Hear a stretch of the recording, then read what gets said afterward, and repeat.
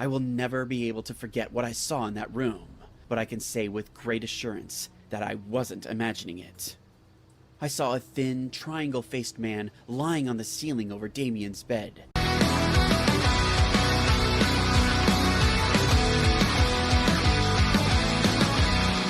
Why, hello everybody, it is TwiggyBear58 here today, and I am not here with a gaming video, alright?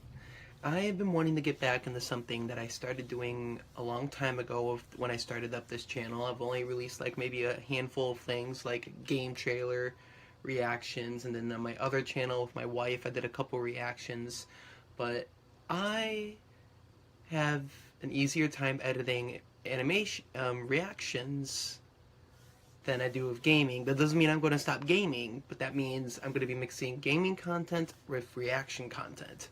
And depending if it'll work out well, because it won't take me long to edit them, and it won't take me long to put them together, maybe add a couple things, you know, I think it's going to work out. And then now I'm getting back into streaming here. I'm going to start streaming again. Probably will be doing those throughout the weeks. Please follow me on social media, and I will be posting a schedule every week. I will be posting the schedule because it could change to only 2 days, only 3 days. So I am going to be posting a schedule change on my channel each week and letting you guys know the games that we'll be playing. I'm going to be planning them off ahead. So please follow me on social media. And before I do this, I would like to let you guys know that if you follow me down below on a link called Buy Me a Honey Pot, or Buy Me Some Honey Pots, or Golden Honey Pots, whatever I set it to. And if you follow me there, you guys will be getting a weekly newsletter of stuff that I like to talk about, and maybe a few behind the scene things that I like to do offside the camera, like writing. I haven't written in a good minute, but I know there's stuff that I've written that I have not shared with anybody. So I will look at those, and if you guys want to follow me there or become a subscriber there, which is about $3 a month, a little bit, it's going to be less than getting a meal from McDonald's. That is, where would you rather spend your money, McDonald's or on me? Kidding. But if you guys do decide to follow me there with by becoming a member for that price, the money will be going towards the channel. Only the channel. I will save it up for a new camera so I can stop using my phone camera, and then maybe future reactions will include me reacting to videos on Facebook or meme reactions or anything that you guys see of the sorts, because I record everything off my Xbox, only recording off the Xbox. If I could record off my PC, I'd be able to do it easier, but I found out an easy way to do it with some editing techniques. Alright, but enough talking, let's talk about what we're going to be watching today, which is 3 Unsettling Christmas Horror Stories animated. It is by a channel known as IMR Scary Tales. I don't think I've ever seen anything by them before, and this video was only uploaded 7 hours ago. So I wanted to find something that I could release for you guys for Christmas. Oh, by the way, sorry, I usually don't upload these on holidays. By the time you guys see this, it will be on Christmas. No, maybe the day be Christmas Eve, because I don't want to upload anything on Christmas Day because I'm going to be with family. So Christmas Eve I'll do something early in the morning before the afternoon because I'll be gone.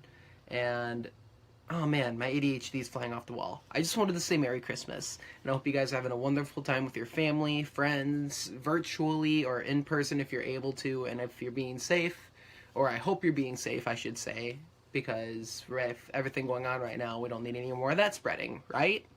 But again, I'm just, ADHD's flying off the wall. I'm talking off all your guys' ears. So let's just shut up and get to it. I do gotta reset the video though, so give me just a moment here. And whenever we're ready, let's do this. Time to get scared with some Christmas tales. Oh, this is gonna be great. Get that out of my face. Get that out of my face. Alright, here we go. Every Mr. year Nobody. before Christmas, a terrifying feeling grabs my heart and mind. It's been 10 years, but I still can't erase the haunting memory of one Christmas day. My son was 5 years old when this incident happened. After the separation from my husband, Damien was my everything. He was always nice to people and good with kids at school. Right. Whenever I went to pick him up from school, I always saw him surrounded by friends. I was happy to see him fitting in nicely with groups. The week before Christmas, Damien's school staged a children's play. After the show ended, I was driving home with him. I was praising him for his excellent performance in the play, when he just told me, "I made a new friend today, Mom." I smiled back and said, "You've been such a good boy this year, and I'm sure Santa will bring you lots of gifts for Christmas." A new friend. His face lit up when I told him that. We got back home and had dinner. I tucked Damien into bed and he went to sleep. The next morning, when I woke up and went to the kitchen to make breakfast, What's that? I noticed the cookie jar was broken. Shattered glass and cookies were lying all over the kitchen floor. I got really pissed off and called Damien into the room. Damien was brushing his teeth and came to the kitchen about 10 minutes later. He looked up at me and said, "What is it, Mom?" I said in an angry voice, "Did you break the cookie jar last night?" He shook his head and said, "No, it wasn't me." I said, "Really? Then who was it?" Damien looked at me and said, "It was Mr. Nobody." As I was in no mood for such jokes, I got even more angry and said, "Don't you try to fool me, Damien."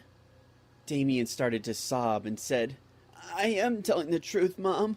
I told you I made a friend yesterday. He said his name was Mr. Nobody. He was the one who broke the cookie jar last night." Then he started to cry. Aww. I picked him up into a big hug and decided to drop the issue. I figured, like every other child, he too had an imaginary friend, and due to the fear of being grounded, he was just making up a story. Christmas was now 2 days away. My ex-husband called and said that he'd like to join us for Christmas dinner. I knew how much Damien missed his father, so, for his sake, I decided to put aside our marital issues for one night. That evening, I was doing house chores when I heard Damien's footsteps in my room. "Damien, how many times have I told you not to play in my room?" I screamed out loudly. I could see a shadow moving on the wall opposite my bedroom door. I rushed to the corridor to scold Damien. I was about to peek inside when I heard Damien's voice from behind me. "Mom, I'm hungry." I was shocked and absolutely terrified at the same time. I slowly walked towards him and said, "Did you go into my room?" But Damien said, "No, I was in my room," and did something really creepy. He looked over my shoulder as if someone was standing behind me.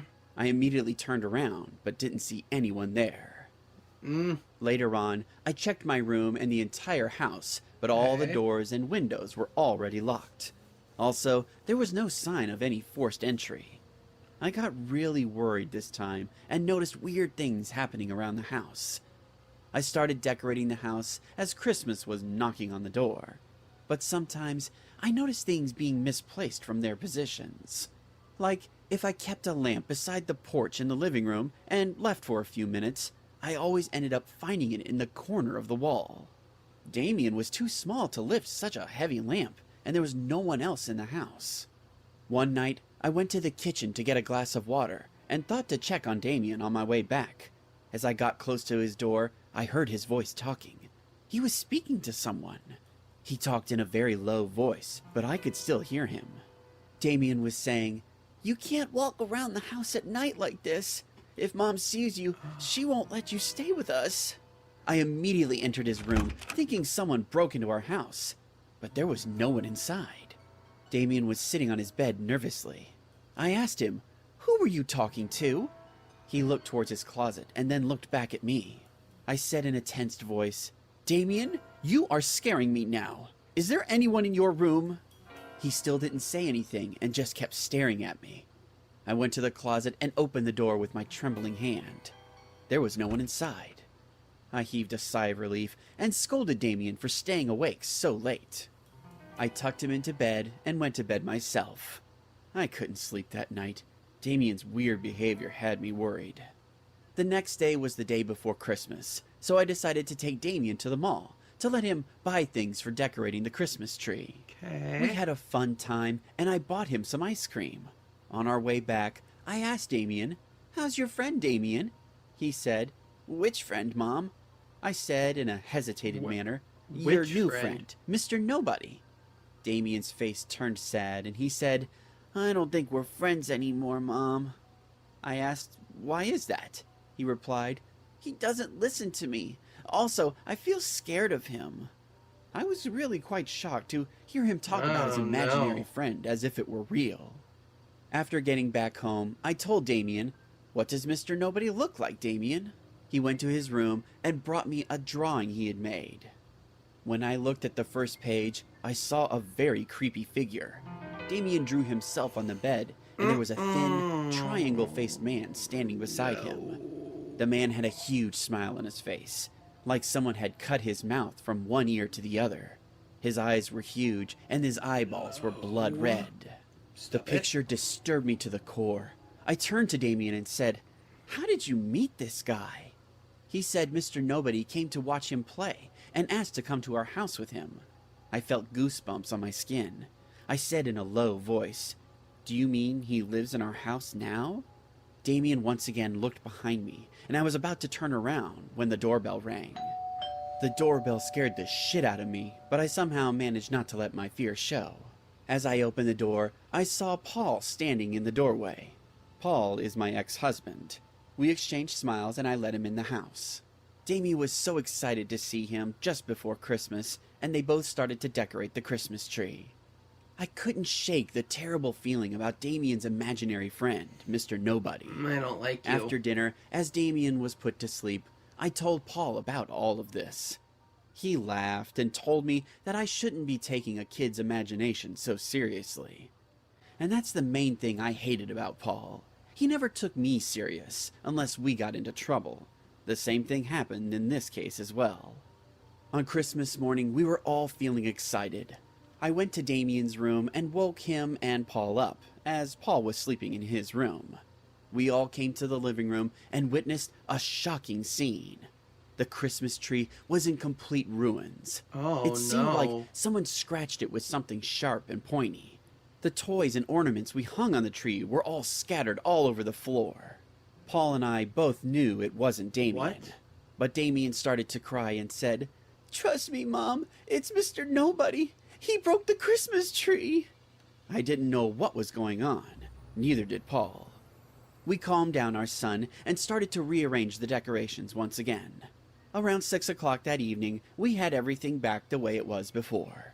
I cooked a delicious dinner, and Damien got excited opening his Christmas presents, which were filled with toys and candies. And Damien started smiling again. Damien was watching the Christmas Day parade on the television, while Paul and I sat at the kitchen table, quietly with our glasses of wine. Paul understood I was still disturbed with everything going on in the house. He spoke in a low voice. You should probably leave this house and move somewhere else. I can arrange that for you and Damien. I was already thinking about that.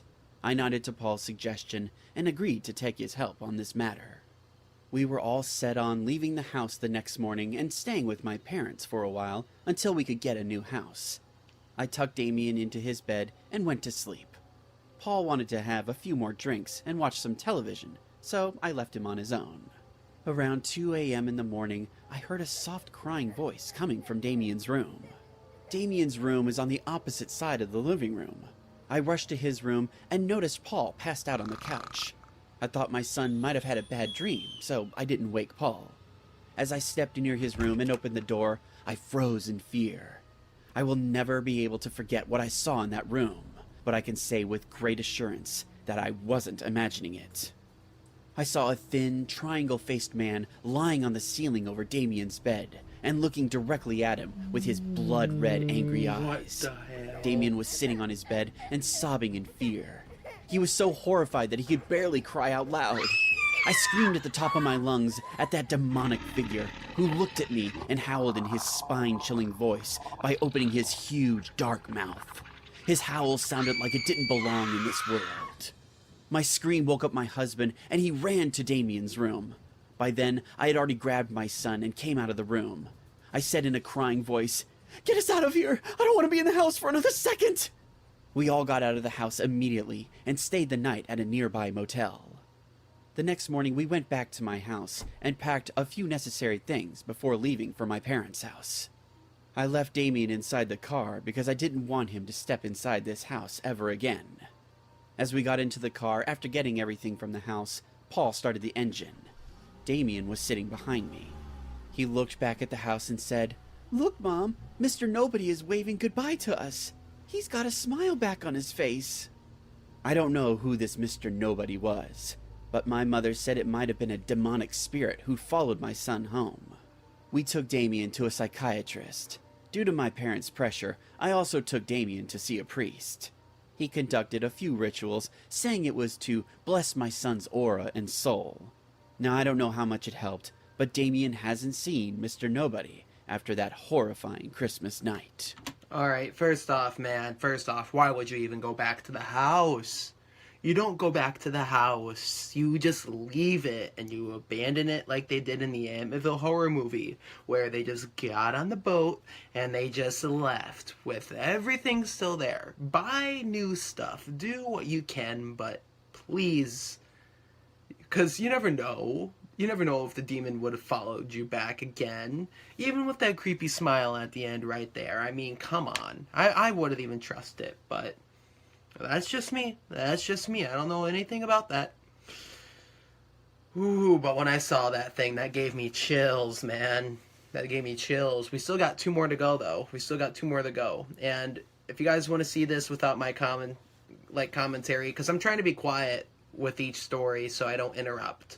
Because I hate when people interrupt a story being told. I hate it. I really do. So, let us keep going.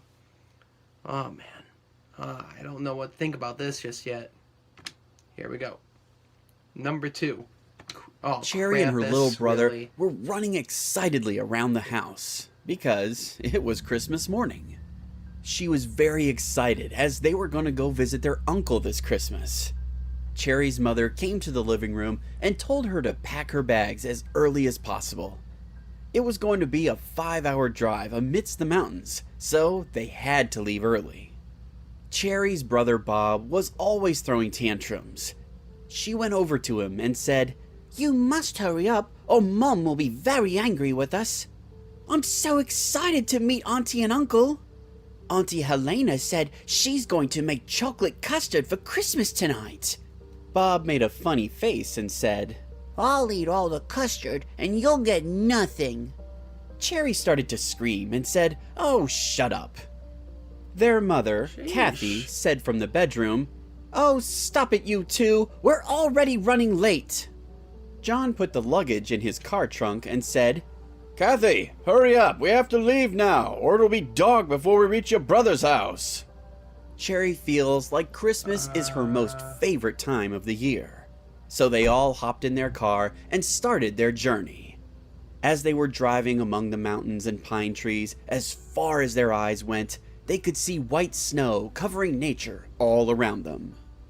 Bob was busy playing with his Santa and elf toys. Suddenly, Cherry asked him, "What do you want for Christmas this year?" Bob replied, "I've asked for a gumball machine and a huge house made of candies and cream biscuits." Everyone started to laugh upon hearing his childish Christmas wishes. Cherry laughed and said, "But to get your Christmas gift, you have to be good for the entire year, which you obviously haven't. The way you mess with my toys and things, I think this year, instead of Santa, Krampus will visit you." Bob got really angry and started a fight with Cherry. Kathy managed to stop them and asked Cherry in a surprised voice, "How do you know about Krampus?" To which she replied that their English teacher taught them whoever hasn't behaved nicely throughout the year will be punished by Krampus. Some teacher. John said in a surprised voice, "Who's Krampus?" Cherry replied, "Krampus is a half-goat, half-demon monster that punishes children who misbehave on Christmas. He's the devilish companion of St. Nicholas. Children who did not listen to their parents or elders will be whipped and beaten by Krampus." Kathy replied in a comforting voice, Oh, I'm sure this is just an old scary story that your teacher told you, Cherry. There's no such thing as Krampus. Cherry thought to herself, if Santa Claus is real, then why can't Krampus be real? But she didn't say anything, as her brother was already crying upon hearing about this demon goat. Kathy gave Bob some chocolate and told him to be nice when they reached their uncle's house. Around 5 o'clock, they finally reached Uncle Sam's house. Uncle Sam hugged Bob and Cherry in his arms and led them inside. Aunt Helena came over and hugged Cherry and wished her a Merry Christmas. They all sat down near the fireplace and started to chat. Their house was beautifully decorated with Christmas items. Shining bells were hanging from the ceiling, and neon lights were sparkling all over the walls. Cherry was amazed to see the huge Christmas tree placed in the middle of the living room. It was filled with lights, crystal balls, jingle bells, and all the glittering things in the world. Cherry turned to her Uncle Sam and said in an excited voice that she loved their house and that they had the most beautiful Christmas tree in the whole world. Everyone was delighted to hear such sweet words coming from a 7-year-old girl. Bob was busy unwrapping the gift sitting under the Christmas tree. Just then, his father said, "Bob, you should open your gift with your sister." But he didn't listen. Oh no. As the night went on, the celebrations grew even more. The table was filled with delicious dishes. An entire turkey was roasting and placed in the middle of the table. There were custards, mashed potatoes, fries, porridge, and Cherry's favorite, chicken rice. No, that's not usually a typical dinner that we have at our Christmas. We usually have, of course, I think it's usually ham. We have, I think it's there. We are gonna have green bean casserole this year. I could be wrong. Puppy chow, which is that snack mix where it's like powdered sugar and stuff. That was always a kid-friendly favorite. Normal Chex Mix, and then I do know there are these like roll-up things, and of course Christmas cookies. Oh man, it's such a wonderful time. I cannot wait for tomorrow. When you guys are seeing this anyway, it'll be tomorrow. I'm making this ahead of time, so oh man, I cannot wait. I cannot wait for all the Christmas goodies and everything. But anyway, let's get back. After dinner, Cherry sat down on the couch and started to open her Christmas present. It was a beautiful gown. She started to dance in joy and said, "I knew Santa would fulfill my wish." But on the other hand, Bob started to cry, saying, "I didn't ask for a remote-controlled car. Where's my gumball machine?" Everyone started to get busy and decided to ignore the little child. Oh no. Cherry went to her little brother and said, "Let's play hide and clap." She knew Bob loves to play hide and clap, hence it will help to distract him for some time. The house was quite big, so they had lots of places to hide. As they began their game, Kathy said, "No one will leave the house. Stay inside and play whatever you like. It's really cold outside." Cherry could see the snow-covered ground from the large glass window upstairs. There was even a snowman near the house gate. A heavy wind was blowing outside, which made the glass window vibrate while making a clinking sound. As the game began, Cherry decided to hide first, and Bob would be the one looking for her. Cherry hid inside Aunt Helena's bedroom closet, and Bob started to count from 1 to 10. After he was done counting, he said in a loud voice, "Give me the first clap." The first clap took place, and Bob immediately followed it. After the second clap, he managed to find Cherry and yelled in joy, "I win! I win!" I just realized what kind of game they're playing. That's why I paused it. That is the same game that they played in The Conjuring. The first movie where they're hiding and they clap to figure out where they are. That's exactly what that reminds me of. And I have a feeling that they're going to reference that somewhere in here if they already haven't with this. So, I don't know. I'm waiting for something, but hide and clap is what I heard from The Conjuring. Cherry said, The game's not over yet. Now it's my turn. You go hide. Bob wanted to win this game any way he could, so he went and hid in the attic. He stood near the attic window, waiting for Cherry's counting to end. The attic was dark, and the howling winds outside started to scare him. Suddenly, he looked out of the window and saw a man wearing a big red cloak standing beside the snowman. Bob got very excited, thinking that Santa Claus had finally come to visit them. He opened the glass window and yelled out in a cheery voice, "Santa, I'm here! Did you bring me my gumball machine?" The man wearing the red cloak waved his hand and nodded.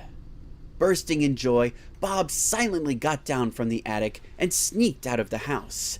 He opened the main door, making less sound, because he knew if anyone saw him going outside, that they would scold him.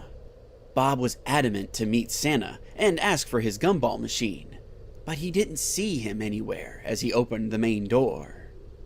Bob heard a rustling sound coming from the back of the house, as if someone was walking. At the back of the house, there stood a deep, dark woods filled with tall pine trees. With his small little feet, Bob walked towards the back of the house. He stood at the back of the house, facing the dark woods all by himself. He started to feel a little scared. The trees were bumping into each other as the wind passed through them. He spoke out in a low voice. "Santa, where are you?" Suddenly, he heard footsteps behind the nearby pine tree. He saw that same red-hooded person peeking out from behind a tree and calling to him. Bob slowly walked towards him. Meanwhile, Cherry was getting bored as she couldn't find Bob anywhere in the house. Even though she kept asking for claps, she couldn't hear any. The elders were so busy that they didn't notice anything going on with the two kids. Cherry looked out from the window and saw Bob walking towards the forest. She ran to the back gate. By the time she reached the outside, she couldn't see Bob anymore. He was nowhere to be found. Cherry was standing all alone in the freezing cold, staring at the woods. Suddenly, she heard a whimpering sound coming from the tree nearby. As she tiptoed in that direction, her face turned pale in fear. Bob was laying on the ground, and a vicious-looking creature was standing in front of him. It was at least 7 feet tall, with huge sharp horns on its head. The face of the creature looked like a dead goat. It had a body of a giant human, but its feet were like that of a goat. There was a whip in his one hand and chains on the other. The creature was growling in a muffled way. Drenched in fear and terror, a word came out of her mouth. "Krampus!" Hearing its name from Cherry's mouth, Krampus looked at her with its burning red eyes. The huge red tongue came out of its mouth while saliva started to drip from it. Cherry screamed at the top of her lungs, and Krampus growled in its demonic voice. The growl shook the entire forest, and the sound echoed into the valley for at least 2 to 3 minutes. Kathy ran outside, hearing her children's screams. As she came out, she saw Cherry sobbing and hiding her face in her hands, while Bob was laying unconscious on the snowy forest ground. The next morning, Bob caught a high fever. Cherry couldn't sleep well for an entire week. Kathy and John didn't have the slightest idea what their little kids had saw outside. So what do you think? Did Cherry and Bob really see Krampus that night?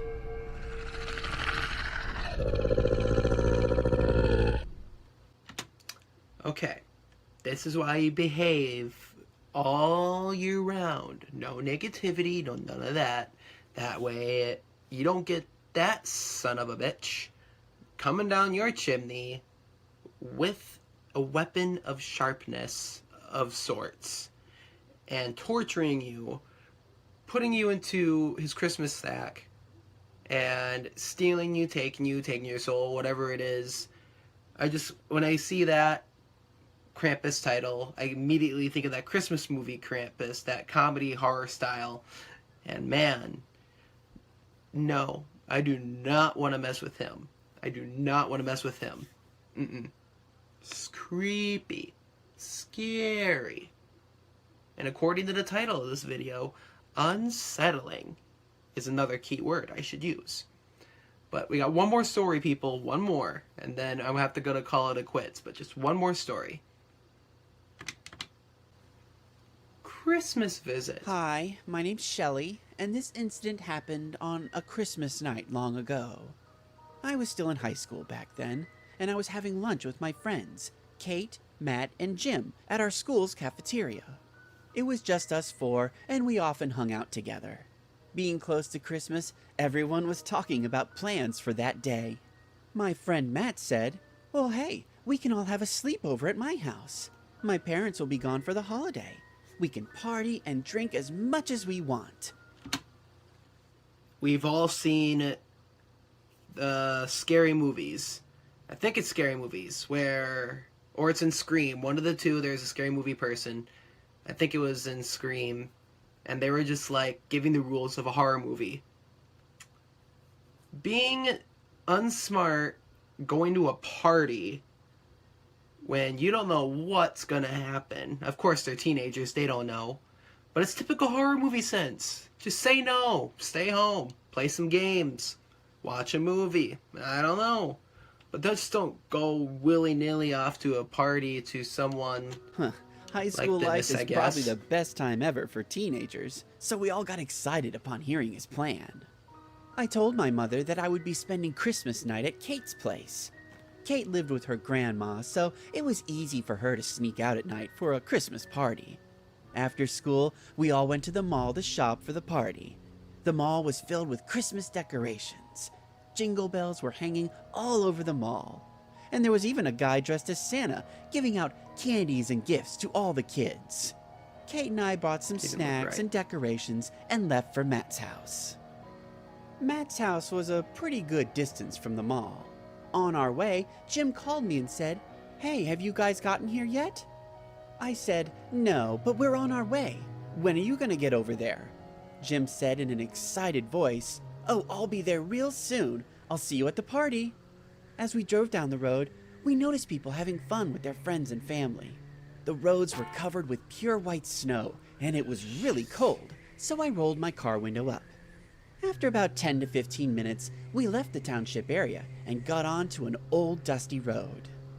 I told Kate, "Thank God for GPS, otherwise we'd have gotten lost by now." When we arrived at Matt's house, we saw Jim and Matt standing at the front door. The snow-covered house was decorated with neon lights and was looking kind of spooky. We went inside and sat near the fireplace to warm ourselves up. Matt offered us some wine from his dad's collection. We had a few drinks and started to put up the decorations that we had bought earlier. Kate got busy hanging all the bells and the sparkling chains all around the living room. Jim attached some neon lights to the already decorated Christmas tree and said, "Hey Matt, now your tree looks complete." We were all having just a really great time. And to be honest, it was my first night out with my friends. I was having such a good time. We all sat down and started to eat our food when Matt said, "Hey, what do you think about the existence of spirits?" Everyone stopped eating and just kind of looked at him with a shocked look on our faces. Alright, you're gonna go to the corner. You're going to the corner. You need a timeout. No, I'm actually gonna go on my little Uber Lyft app here. Let's see, home. I'm gonna go home now, please. I'm not dealing with your spirit talking nonsense.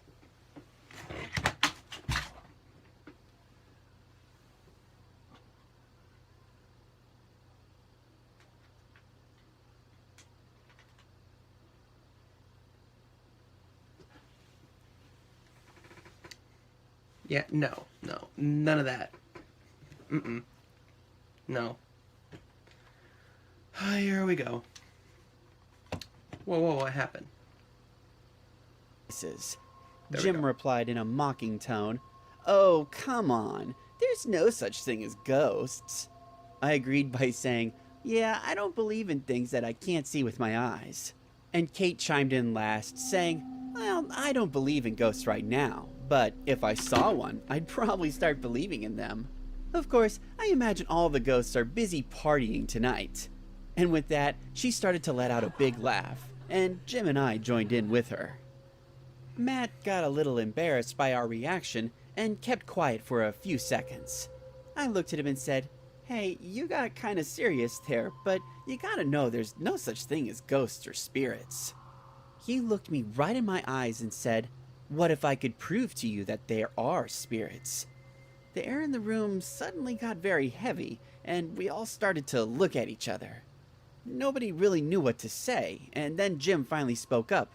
"Fine, if you can prove to me that ghosts are real, I'll buy you a soda every day for an entire year." Matt got out of his seat and quickly left the room without saying anything. A few seconds later, he came back with a candle in his hand and a cardboard box. He then dimmed the lights in the room and placed the cardboard box in the center. He lit the candle with a matchstick and said in a low voice, "Well, I'm gonna summon a spirit right now, and I'm gonna need all of you to sit in a circle around this box." I said in a hesitant voice, "Guys, are we really doing this? Isn't this a bit too much for a Christmas party?" Kate looked at me and said, "Oh, come on, Shelley. Nothing will happen. Let's have some fun." That is not fun. That is a death sentence. That is insanity. Never do that. Never sit around something like that and do that. If it's for that purpose. Really? Hold on. Come on.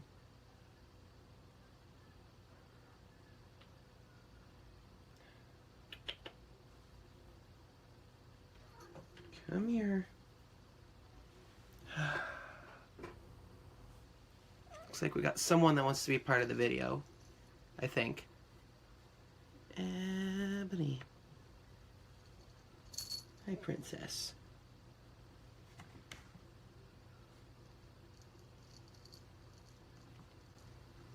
So we all sat quietly, just like Matt had told us. The only sound that we heard was the snowy wind hitting the glass windows, and nothing else. The candlelight made the room look really spooky. Sam said in a low voice, "First, we have to decide who we're going to call. We have to choose someone whom we've all seen at least once." That's when Jim said, "Well, do you remember my distant cousin Tom from my last birthday?" We all nodded our head in agreement, and Kate said, "Yeah, that one shy boy at your birthday. I remember him. But is he dead?" Jim said in a sad voice, "Yeah, he kind of died from an unknown disease. I want to know what happened to him. Let's call him." I was a bit shocked to know about Jim's cousin. He was kind of a shy boy. He barely talked to us on his birthday. I started to feel a bit disturbed that we were actually doing something like this, but I kept quiet because I was kind of interested too. We closed our eyes and held each other's hands. Matt said in a deep, low voice, "Tom, can you hear us?" Nothing happened, so Matt spoke out again. "Tom, we're calling out to you. Can you hear us? We want to know what happened to you." There was no sounds except for the sound of the wind outside and the clinking of the glass windows. Matt called out again, "Tom, please hear us. We're calling for you." But before he could finish, the candle flickered twice and then went out on its own. The room turned pitch black, and suddenly we heard a heavy knock at the main door. Kate and I almost screamed, and then Matt got up and switched on the lights. Jim said in a shocking voice, "Did you guys hear that? Or was it just me?" We said that we had all heard it too. Then the knock happened again, but this time we heard a voice as well. Someone said in a tired voice, "Jim, open the door, man. It's too cold outside." We all got scared, as we weren't expecting anyone at that time. Jim was looking even more surprised than the rest of us, and he rushed to the door. As he opened the door, we all received the shock of our lives. It was Jim's distant cousin, Tom. Jim said in a gasping voice, "What the hell are you doing here?" Tom gave us a creepy smile and said, I came to your house to visit you for Christmas, but your mom said you were staying at Matt's, so I came here. Merry Christmas, guys! Kate got really angry and said in a loud voice, You jerk! I can't believe you lied to us like that, Jim! I hope you burn in hell, goddammit! Matt and I also hurled insults at Jim for lying to us about Tom's death. Jim laughed like an idiot and said, Sorry guys, but it's like I told you, there's no such thing as ghosts, see? And we all sat down to have another drink. Tom sat right beside us and told You go after him with a bat. That was not okay. At first I thought they were seeing his ghost for a second. All of them at the same time. But it turns out... Are you gonna do something? Ebony? Anyway, yeah, no, that is an asshole right there. What an asshole. us about Jim's silly prank. He laughed and then said something which I thought sounded rather odd. Tom said in a deep voice, Well, you would never know if you came face to face with a ghost. I also didn't believe like you guys, but I do now.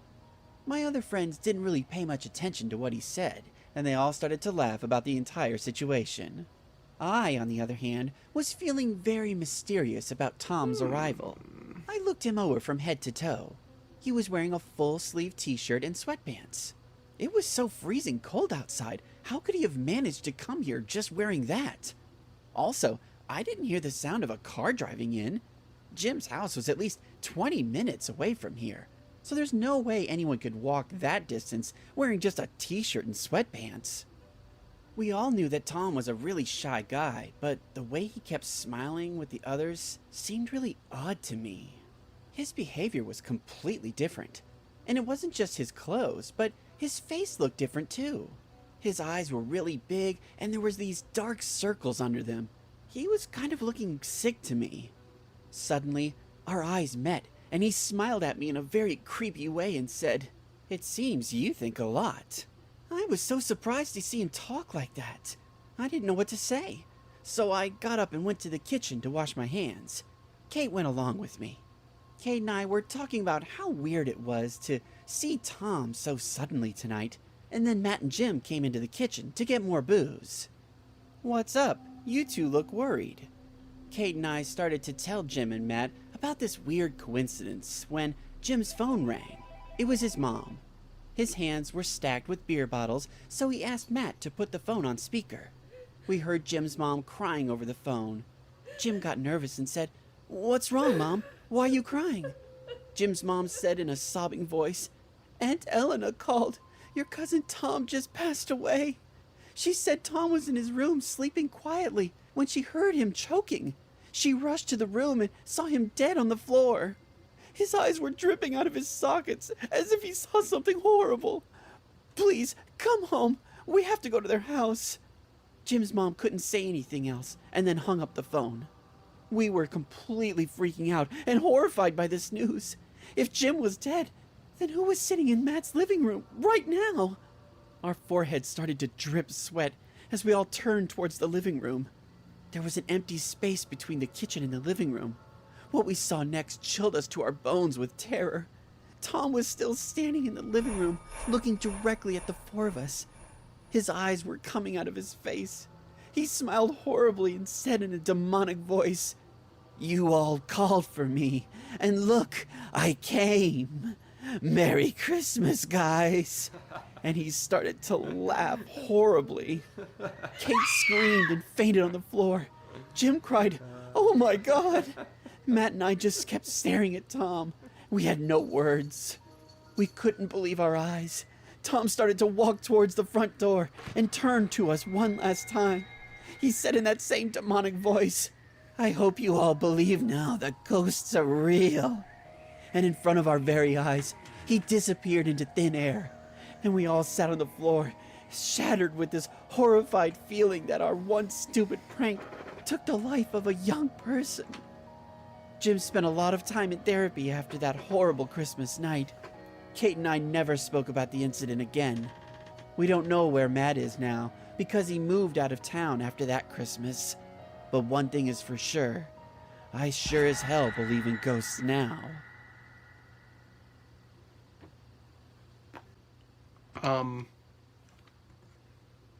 Wow, those were really intense. That first one really got me, and the last one really got me, I have to say. The middle one with Krampus, that was, I mean, yeah, it was gross and everything, but not as powerful as the first two stories were. But thank you guys for watching. I really hope you guys enjoyed this reaction.